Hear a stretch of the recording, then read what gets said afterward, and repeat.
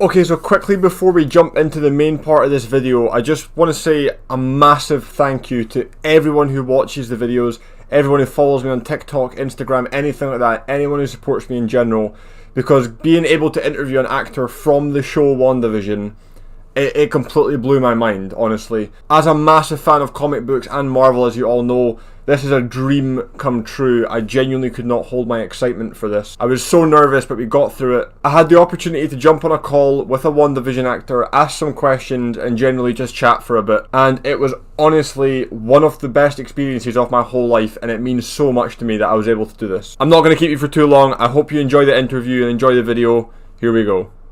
Okay, so hello everyone. As you know, I've been WandaVision obsessed the start of this year. I've been posting so much about it all the time, and it's rapidly became sort of the biggest show worldwide at the moment. That being said, I have a really special guest for all us comic book fans right here. I'm joined by WandaVision actor Asif Ali. Do you want to say a quick hello? Hello, internet. Okay, yeah, we're not going to waste any time. We're going to jump straight into a few questions here and just get the ball rolling. So I'll start at the beginning. Do you want to I saw this on TikTok already, but for the people who haven't seen it, do you want to run us through how you got the role in WandaVision? Yeah. So I've been in LA acting for about a decade now, and I started doing stand up, previously, and that's kind of how I got into acting early on. And then I was just doing shows. I was on a show called Wrecked for 3 years, and then so I had got into contact with these particular the casting office that does a lot of like the MCU stuff, and I had done. I mean, this is even outside of the of the TikTok video. I had done Agents of Shield. Oh, I knew that. Yeah. I saw you. Yeah. So I did that, and that same casting office years later, they brought me in for an untitled thing. That's like the whole thing with the MCU, right? Every time you go in for a project for them, it's always untitled and secret. So secretive, yeah. Yeah.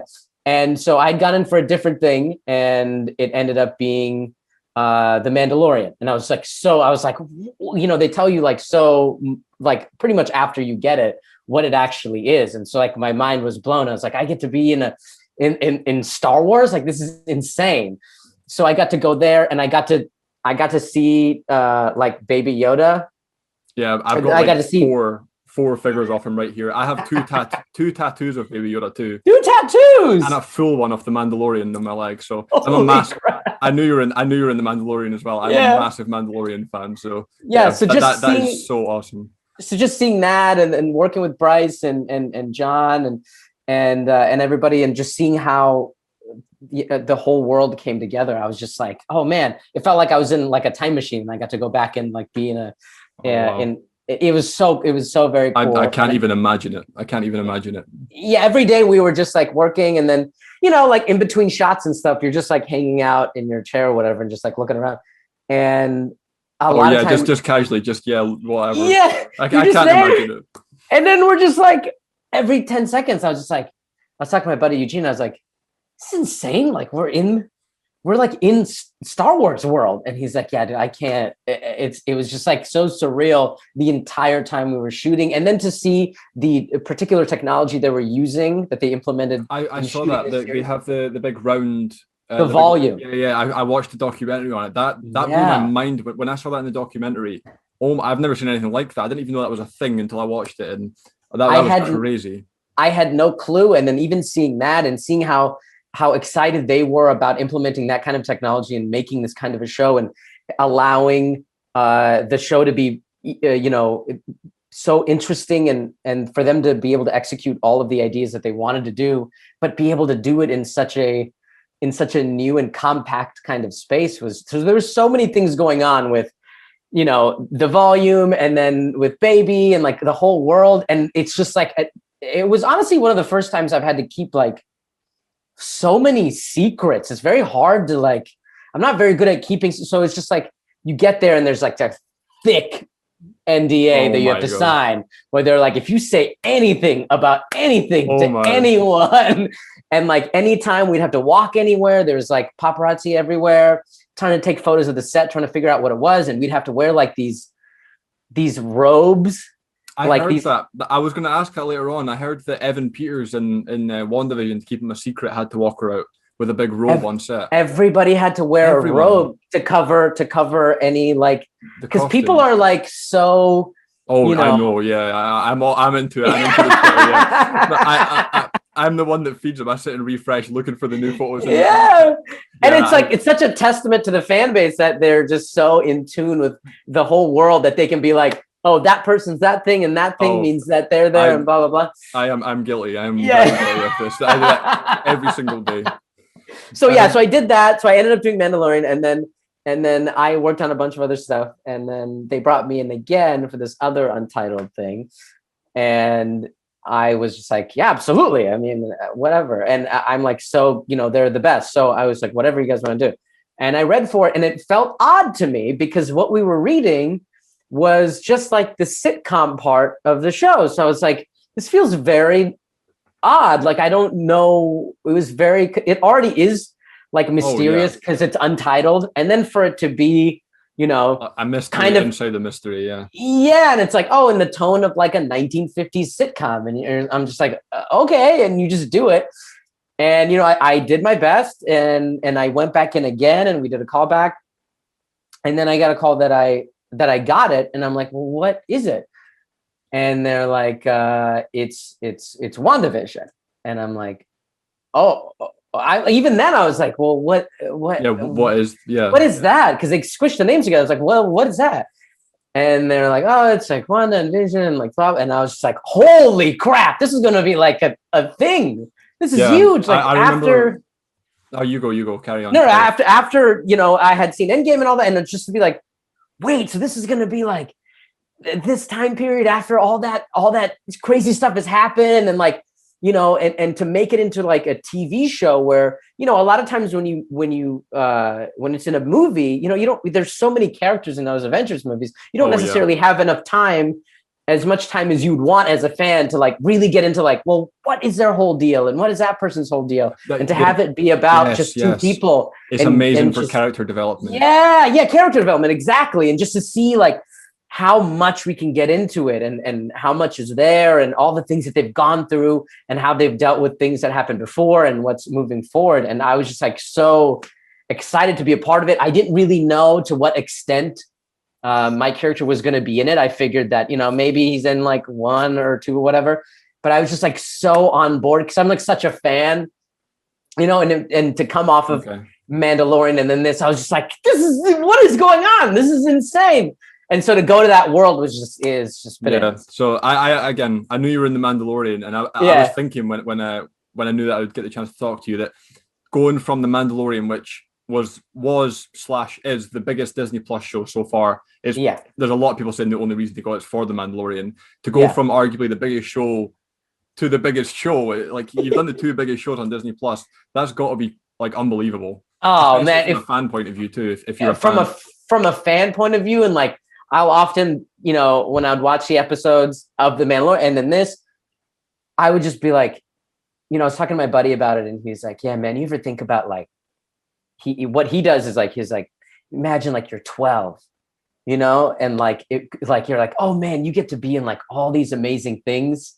Like a 12-year-old me would just like, adult me is like losing my mind. It's like 12-year-old me would be like, what, you're in that? And then that, and that. So it's like, and then to shoot it, the shoot schedule was kind of odd too, because we, started pre-COVID and finished it post, or not. Jesus, I hope that there's a post-COVID. But we are getting there slowly. Yeah. We're getting there. We're getting there. But we'd have to go to Atlanta and go over there and shoot, and then to be there on that lot where you're like, oh, they shot all these amazing movies here in Pinewood, and then the other one in England, but we did all of our stuff in Atlanta.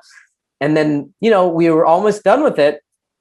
And then COVID happened. There was always the plan to come to LA to finish all the, cool outside stuff here. Yeah. And then COVID happened, and then it just got delayed and delayed and delayed and delayed and delayed. And then we ended up finishing it. But when it all got put together, when I was rewatching it, because usually when you do a show, you shoot it all and then it's like done. And then so in your brain, it's all like glued together. Yeah, right? Yeah, I know what you mean. But then when so like I was watching the show, I was like, oh, like in a weird way, it was better for me as a viewer because some things were sort of like lost in the haze because I had worked in between of like, well, what was what? And so to see it all come together was like, and to see how well they put it all together is really a testament to how. Oh, I have been singing the praises of WandaVision, because obviously it's so different to not just any Marvel project, but anything that's been done before, with like, the changing of decades, every episode almost. Yeah. How was that like to act in? Because you kind of have like, surely you have like a different characteristics and you have to use for every episode. How was that like as an actor to adapt every single episode? Oh, it was really, really fun. It was like being on 5 different shows at the same time. I can imagine like that. It must be difficult though. Yeah, I mean, it was tricky trying to, having to adapt every time, but that was the fun of it, to be like, oh, this is the 50s. That's the fun as a viewer as well. It's just every episode you get something completely different, and that's what makes you want the next episode. Right, because you're like, where's this going to go? And then like the outfits change, and also when we were shooting and stuff, all the cameras and stuff that they used and the lights, were, and the lenses and the lights were period specific. So when we're shooting like in the 1950s or whatever, they were using the lenses and the lights, the very harsh lights that they would use shooting a sitcom in the 1950s and then 60s, 70s, and so on and so forth. So in like the 50s. Yeah. That's like really cool. Yeah. So like in the 1950s, the lights they were using were like very harsh, bright lights. So even like the makeup and stuff we would have to use was almost like stage makeup, like if you're doing like a Broadway show, because the lights were so aggressive and hot. And then we had like an audience. They invited some people who I'm sure were like, had to sign also like thick, gigantic NDAs, but we did it in front of an actual audience. Yeah, I actually have a question. I think, sorry to cut you off there. No. This is a question I really want to ask about the studio audience. So yeah, we know that it was filmed in front of a studio audience. You obviously coming from a background of stand-up comedy. Yeah. Did that make you feel more at home and more comfortable filming, or did it put more pressure on you because, not to mess up your rehearsed lines? And like, what was that like in front of the studio audience? I really want to know this. This is so different. So performing in front of a studio audience, what a lot of people don't know is that, a sitcom compared to a single camera sort of no audience kind of show, the writing is adjusted. It's a little bit different. So the writing has like, it kind of plays for the joke. And then if the joke works, hopefully, then it allows a room for the audience to laugh. But me having a stand-up and just a live performance kind of background, I loved it. And I think what it does is it sort of energizes the entire cast, because when you're doing it and you're getting that response, it's sort of like you're playing that back and forth, back and forth, and it keeps a pace of the show. Yeah, like again, I've watched a lot of your stand-up comedy as well, so I knew you were a Marvel fan, and again, I really wanted to know if that helped having that background, or if it was completely like it didn't play a part in it at all because it's like a different kind of project you're doing. So I think it definitely helped. I think it definitely helped because I was able to adapt to that adjustment, because again, I had no idea what was going on until you get there and you're like, okay, this is what this is. And that really is also a testament to Matt Shakman, the director. He he directed all 9 episodes. He did all of them, and he directed all of the episodes. And that's rare. Usually when there's a show, there'll be like a director for like 2 episodes, and a director for 2 episodes, and a director for 2 episodes. So that was like even more effort, and it's sort of a testament to his of course, to his determination and vision to making this a complete thought, because it really is just like a movie, just like a really long that's what movie. I was going to say. So from what we know, from a fan point of view, there's 6 hours, I think, total screen time. That's what we know. And that's if that's all from one director, that's 6 hours of screen time. Like what you're saying, it's basically 3 movies like jammed into one elongated movie. Yeah, and I mean, it's really impressive. It is. And his energy and everybody, the whole cast, Lizzie and Paul and everybody, everyone's energy, I think, Matt's vibe was just like, hey, we're going to make a fun thing, and it's going to work, and it's going to be great. And that kind of, I feel like, just gave us that boost to keep this thing going. And I think maybe to keep himself going. I mean, because it's like such a Herculean task to do that. And then and then also do it through COVID and finish it.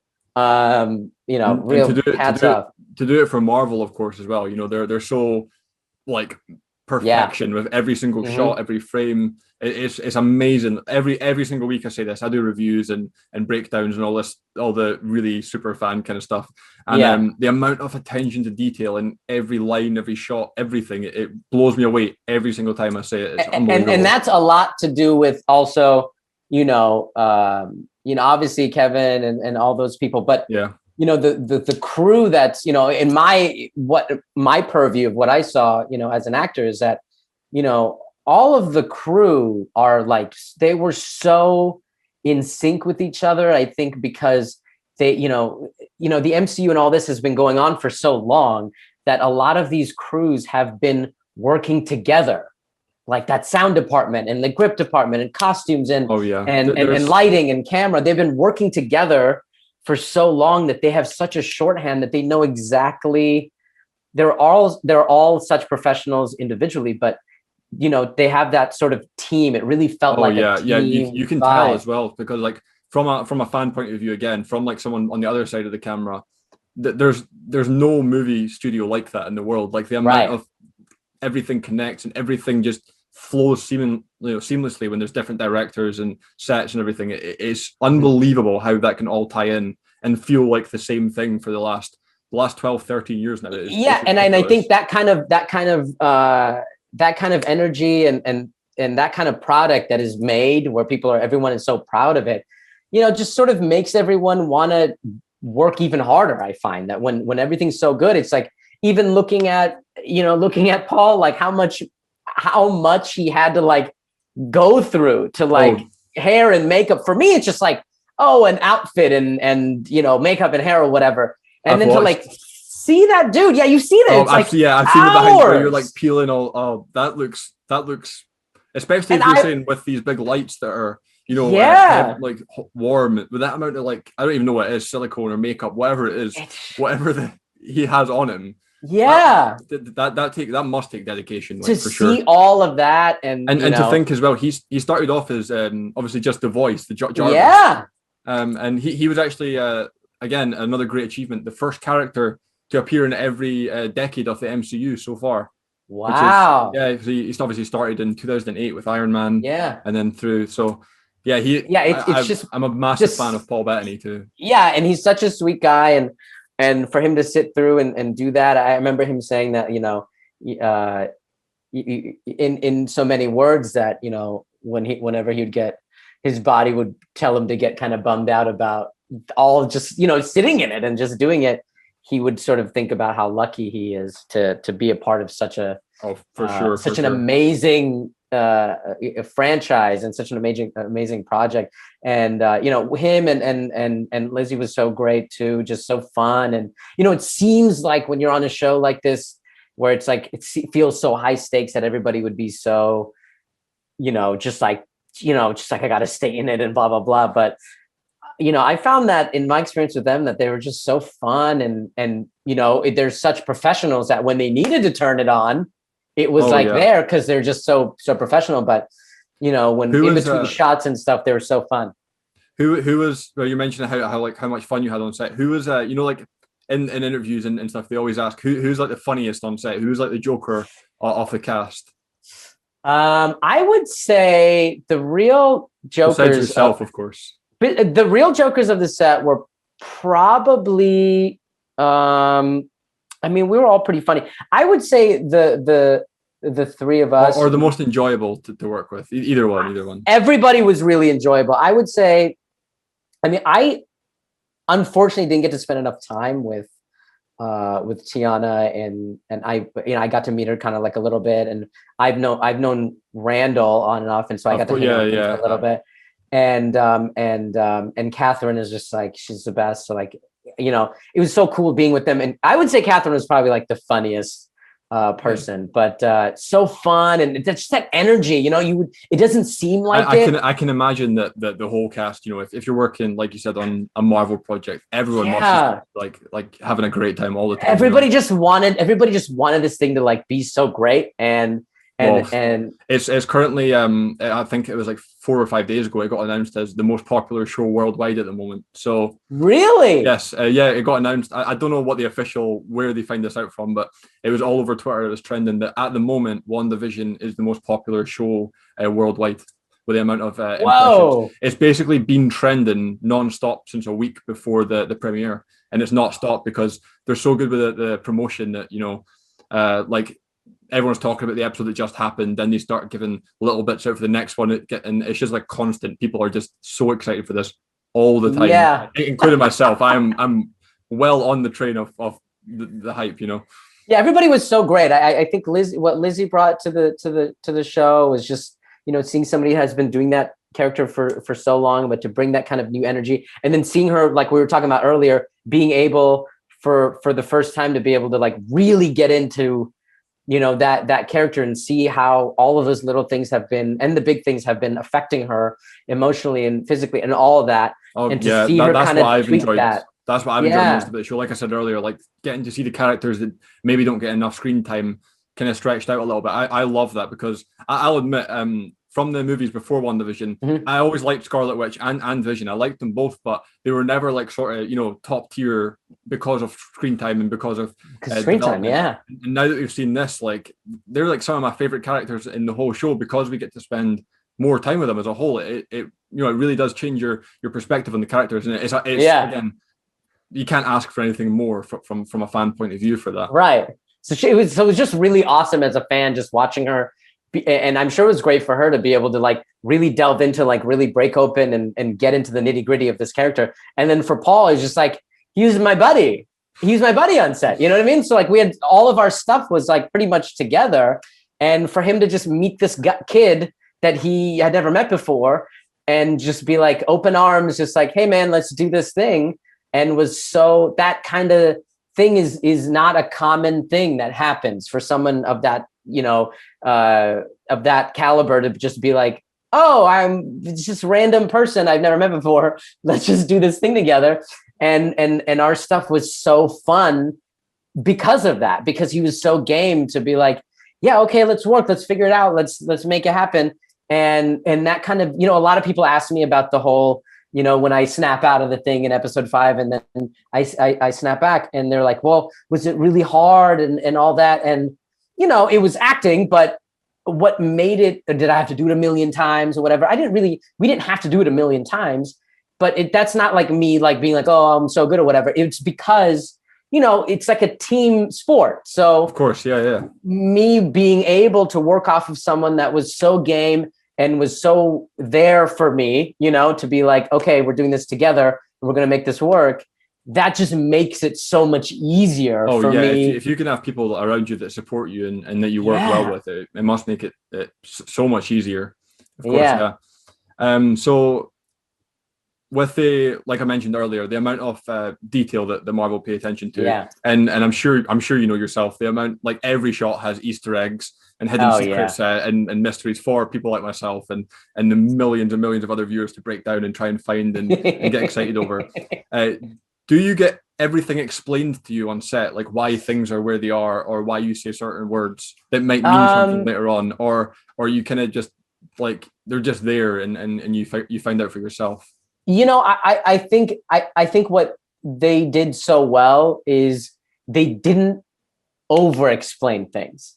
Okay. They only really would go out of their way to explain something to you, and I think that helps the performance, because you don't want to know like, oh, this thing, whatever that thing is such a big deal. Oh, that I mean? Of course, I know what you mean. You might give it away. It might mess up. Why even add that in? It's just going to muddle it up anyway. If you're like you said yourself, if you're a viewer as well, then it adds a bit more element of fun because you get to watch it and take it down for yourself. Right. So what they did then is like, so if it was a thing that was something that you're like, well, this is weird. What is this? Oh yeah. Then they would explain it to you. But for the most part, and again, that makes it so fun for me to watch. Like I'd watch it and be like, oh, that's what that thing was. Yeah. That's me. That's literally me every single Friday. I'm just got I'm going to go a couple quick questions, right? Yeah, sure. Go ahead. And you, again, not to give anything away, or no spoilers, of course. Right. I still want to work in this business. Oh yeah, of course. Yeah. Did you know about the Evan Peters reveal of Quicksilver before it happened? I did not know that. Really? Oh, I had no idea. I was so excited to ask that question. Because those things were all shot separately. So when we would go to Atlanta, like my stuff was just in like the sitcom world.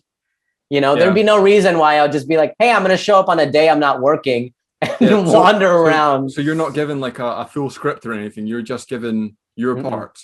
Yeah, I was just given. That's amazing. I love that. Yeah, I was just given my stuff. And I don't know, I think, and again, I think it helped me not knowing everything. Yeah.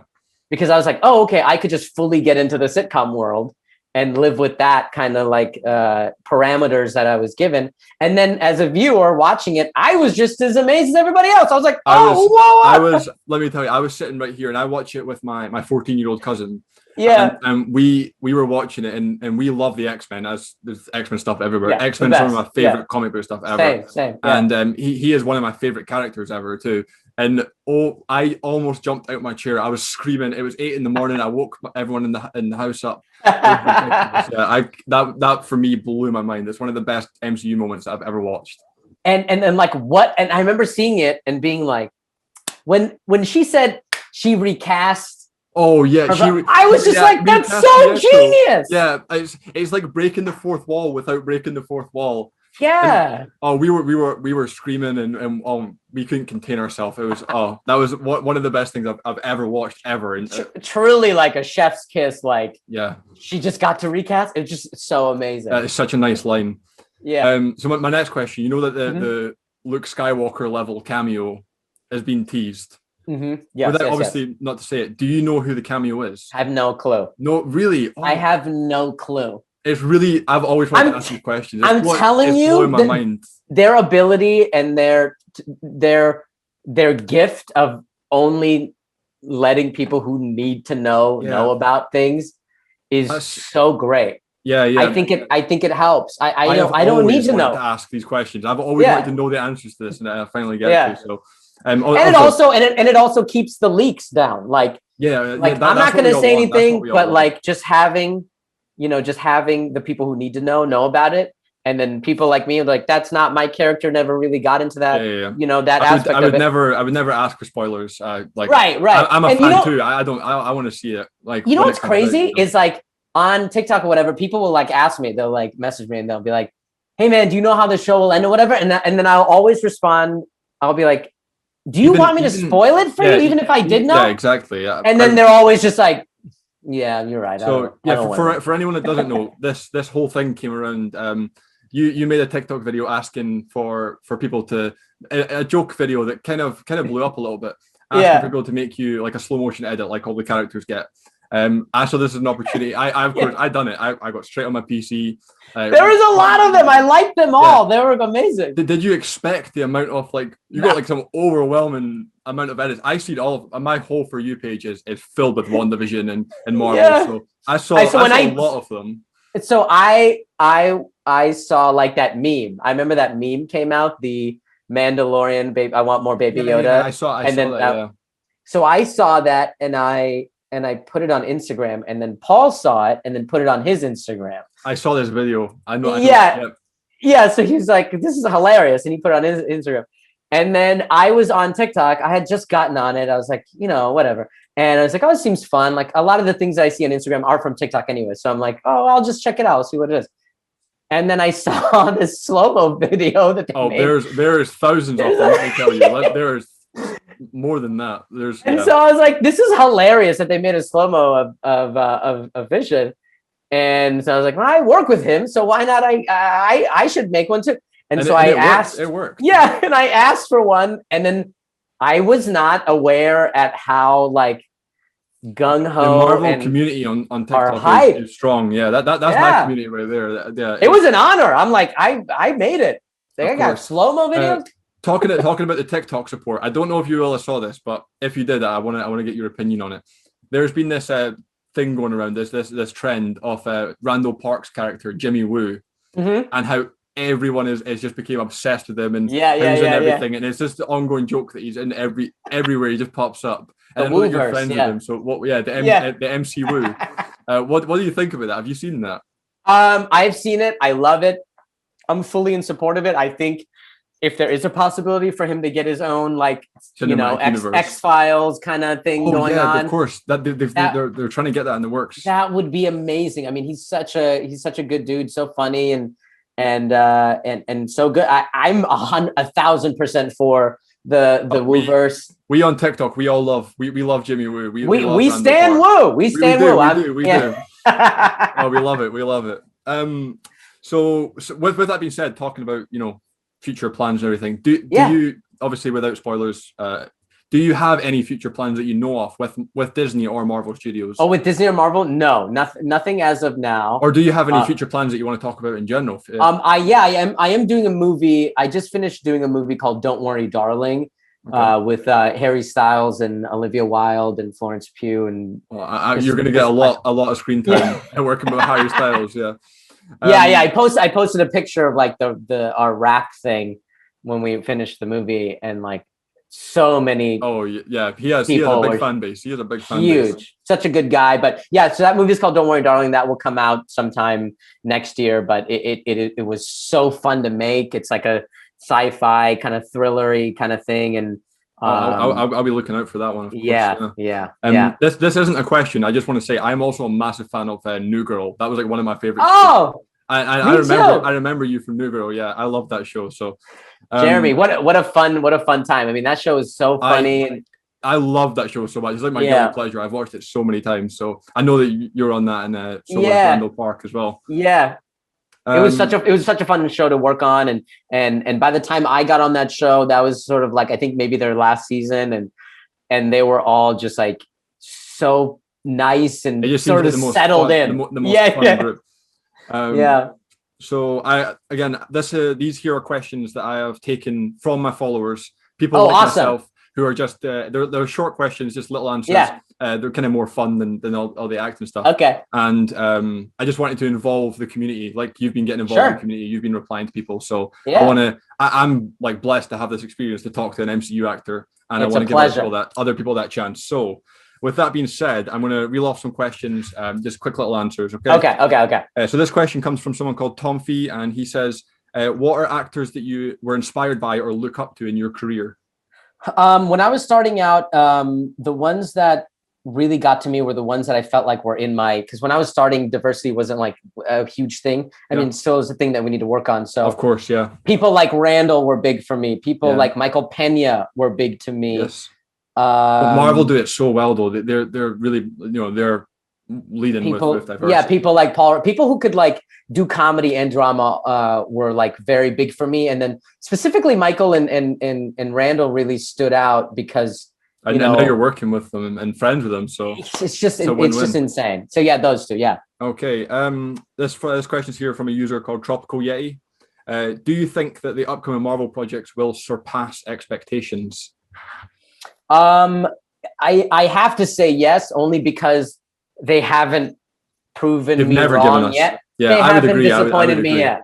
Yeah, course. So I think so. I think if anything, they know what they're doing, and I think that they have a good handle on what we want, and I think they're constantly, that's like their number one thing from what I saw on set, and my interactions with the MCU is just like they're constantly being like, okay, what do fans think is going to happen, and then how do we push it a little bit further? I've seen like the slate of the dates of everything that's coming out, and they have something planned for every week of the whole year. Like you can't miss with that. Like, it's insane. There's going to be kids growing up that will have to like watch movies made before they were born to keep up with.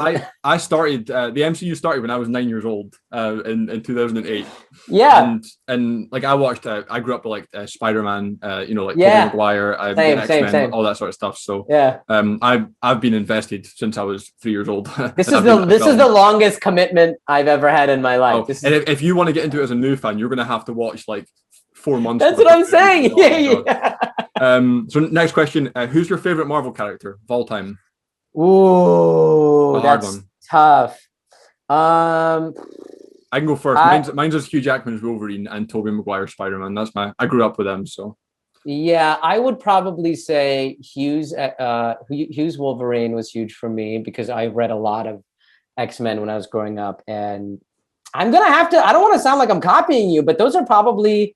It's just because you would have grown up. You know who I roughly when the wanted? big You know movies who I came out. wanted? I always wanted. I really loved Gambit, Oh yeah, Gambit needed more screen time. I say but this all they the never time. like built him into like a They thing. dropped him in Origins and then they never gave him more screen time. Yeah, and so like Hey, that with was really my favorite fingers person was crossed. Gambit because he was so I cool and Yeah, he's a very cool character. Okay, yeah, with the X-Men slowly crossing over. Fingers crossed, fingers crossed. yeah. We have a question here from Blame Zane. What's Mhm. your favorite Marvel movie? Kind of similar question. My favorite Marvel movie is MCU or non-MCU, wherever you oh, like. okay. It's probably Spider-Man 2, the Tobey Maguire one. Oh, same. I'm Yeah. Spider-Man 2 and Logan. Again, it's what I So grew good. up with. Logan is so Oh good. it's my two favorite characters. I'm biased. I'm very biased. Kind of relating to that, we have a question from Deku. Who's your favorite Spider-Man actor out of the three? I mean, You work in the MCU with one of them, kind of technically, yeah. with the other one. So I really like Tom. I think he's really, really great. I think he fits. I think he does a really great job. But because of just the timing, I think it's going to be Toby for me, just because it's like the sentimental value. I was just there at the right time, and we're on the same page. I love all the Spider-Man actors. I could not flaw them in the slightest. But I grew up with Toby, and we all love nostalgia. So yeah. This question from Liam Y: if you could be any Marvel character, who would it be and why? Ooh, that's a good one. If I could be any Marvel character, who would I be and why? Mine's is Quicksilver, because in real life we don't have supervillains. You don't need strength and all this sort of stuff. But right. Having super speed, I think that would be the most fun power you could use every day, in my opinion. That would be I love Evan Peters. That's why I'll be honest. Yeah. I think I would really like to play Professor X. Oh, good choice. I think that would be a fun one. Professor X. I think he's behind me right there. There we go. There we go. This question is from Darth Bellicose. What would your dream role be if you could be any character or in any movie franchise? In anything? Anything you want. You know, I've always been a fan of this movie.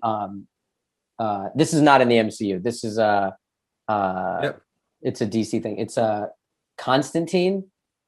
Oh yeah. I know it. I've always been a fan of that, and I was like, oh man, that'd be really cool to do that. That would be. So really you'll have fun. Your foot in Star Wars, Marvel, and DC. You're starting your own cinematic universe. Same as Randall. Honestly, my buddy was thinking about it. He was like, dude, you did Star Wars. I did a voice on the Star Trek animated series, so that's Star Trek. And then you're just ticking them off. MCU, I'm just trying to tick them all off. Okay. But yeah, in the MCU, it would be probably. I would probably want to try Nightcrawler. Oh, Nightcrawler! Again, the X-Men are so underrated. They're so underrated. I'm glad we're getting more X-Men hype. I would do Nightcrawler. I would love that. I think that would be really okay. Fun. This question's from Callum's Marvel. What's all the future Marvel projects that we know of? What's your most anticipated one? What are you most looking forward to? You know, I worked with Florence on the movie Don't Worry, Darling. And I am kind of biased, but I'm very excited to see Black Widow. I saw the trailer and I was like, wow, this seems really, really fun. And then we've been waiting a long time for Black Widow. So and then hearing her tell me some stories about, you know, all like the action stuff she had to do and like all the places they went. I'm like, man, I'm like really jacked. Like, I think it's going to be really, really good. Okay, so and also the writer who wrote WandaVision wrote Black Widow, so it's like there's a connection. You know it's going to be a hit. You know it's going to be yeah. This question here: Darcy Lewis or Jimmy Woo from Ninja Warrior 137. Oh, I would do, just because we stand him. I would do Jimmy Woo. It's got to be. No hate against Darcy. no hate at all. It's got to be Jimmy Woo. It's got to be. And this question we have from Karen Campbell. What's it like being the best character in WandaVision? There you go. I mean, you're the one that kept the Vision off. You're the one that started the chain reaction. That's true. I got him to act right. Talk to your woman. Yeah. I honestly, just in all honesty, just being a part of this show and seeing how it's been received and how it's all come together, and the fan reaction from myself as a fan and everybody else watching it. I mean, it really is just like, it's one of those things where I'm like, oh man, 20 years from now, I'm going to look back on this and be like, that was like a moment. That was like a big moment in your career where you got to be on the show. 20 years from now, I'll be watching it just in general. I'll still be watching. I'll have my own kids and I'll have to watch 75 movies and TV shows and I'll have no problem with it, of course. No, not at all. Not at all. Next question, just a little one again. Who's your biggest phone contact, your biggest flex in your phone? Ooh, that's a good one. I would say you might hurt some people's feelings with this if you don't say them. I mean, oh man, I would say as of right now, it's a toss-up between. I would say right now, the person that I talked to Florence, but it's a toss-up between Florence and Paul. Yeah, Florence and Paul. Yeah. Those are, I mean, I don't overuse it. I don't want you guys to think that I'm just like texting. Oh, of course, no. It's just a it's there. It's there. It's in my phone. I'm not like, hey, here's a picture of my breakfast. We're not texting each other like that. But you have them in your phone. You can tell someone that. That's cool. That's cool. I could also just change anyone's name on my phone. I suppose, yeah, of course. my biggest flexer at the moment is that I've got you in my TikTok DM. So there you go. There we go. Okay, this is one final question because we've got 5 minutes left. So right. In your opinion, who is the strongest MCU character? I would say based off of that, the last Avengers movie, I would say Scarlet Witch. Just off of like what I've seen about it, what I saw in the movie, and then what I've seen people talk about, even the thing where Kevin was talking about it. And that episode as well, where she she stopped everything. That's unbelievable. I think Kevin Feige confirmed that she is powerful. She's really powerful, and she had Thanos on his heels there, and they say it in the show. They say it in WandaVision. They tell you. Yeah. So I think that she definitely is, and man, I'm just talking to you. I'm just like pumped to like. See the rest of the season. I'm staying up all night. I finish this, and then the next thing is I'm excited for WandaVision. That's it. Yeah. Okay. I think that's kind of all we really have time for. So I'm just going to wrap it up, if that's all right. Sure. So thank you so much for your time. This, again, from a fan point of view, this has been unbelievable for me. It was a pleasure. We'll have to do it again. Of course, yeah. Maybe in person once COVID ends. Who knows? Yes. But yeah, I can see from everything you got. You're a busy man. But yeah, thank you for your time. Of course. Thanks for having me. Appreciate it. Okay, so once again, I just want to say a massive thank you to everyone that let that happen. That was the craziest experience that I've had throughout the internet. And oh my god, I cannot wait to see where things go from here. Massive thank you to Asif Ali for joining me on that call. He definitely did not have to do that, and it really meant a lot to me. And again, a massive thank you to all of you for even making this possible in the first place. As you saw at the end there, I did ask questions from followers and viewers. If you want to be involved in the interviews in the future, or involved in any of my videos in the future, click the link in my description to join my Discord server. It was over there that I asked for the question, so if you're in there, you'll get a heads up on videos coming out and you'll be able to take part in the future. Also, please, if you watched to the end of the video, check out all of Asif Ali's links. All his links will be first in the description, the top lines in the description. Follow his Instagram, join his Facebook page. Follow him on TikTok if you haven't already. If you haven't, I don't know what you're doing. Please go and support him as much as possible, because he did not have to give me this opportunity, and I'm very thankful for it. But yeah, I've done enough talking. We have another interview coming out in two or 3 days time, which was so exciting. So stay tuned for that when we have another one coming. But yeah, once again, thank you all for watching. I'll see you next time.